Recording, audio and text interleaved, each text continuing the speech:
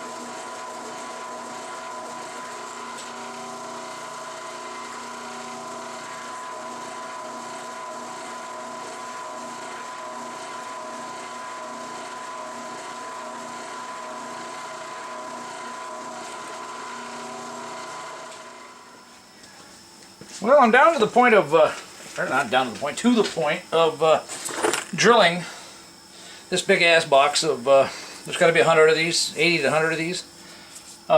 These are the tabs for the brackets. This is a scrap plate or whatever, but basically the spacers get welded in between there, and that's, so I just realized I have to drill the hole on that end too.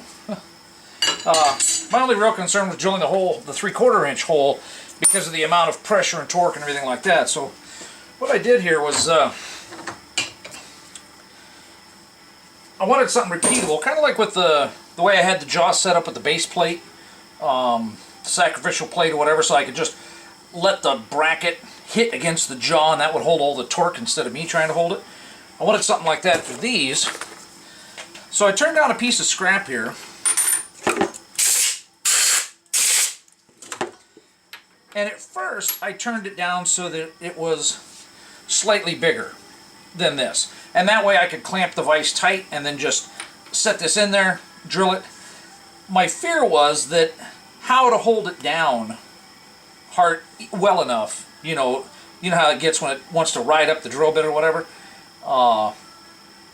So then I decided to turn that a little bit shorter and then clamp it. And so now the part is actually held.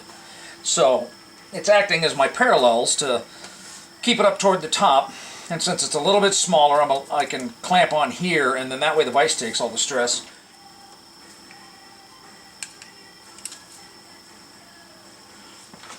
Alright, the vice stop is on there. Now I can loosen this up. Make sure that I'm up against it. Got a good seal on the bottom. That thing is full of water.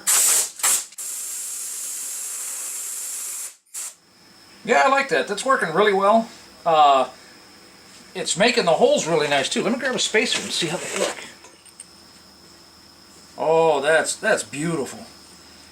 That's beautiful. I'm definitely going to have to, next time I do it in such a way that I can clamp the bracket down because of the amount of wobble it had. Of course, I've got another new nice drill bit coming in, so we'll see whether or not that helps, because part of what it is the drill bit wandering, moving that whole thing around.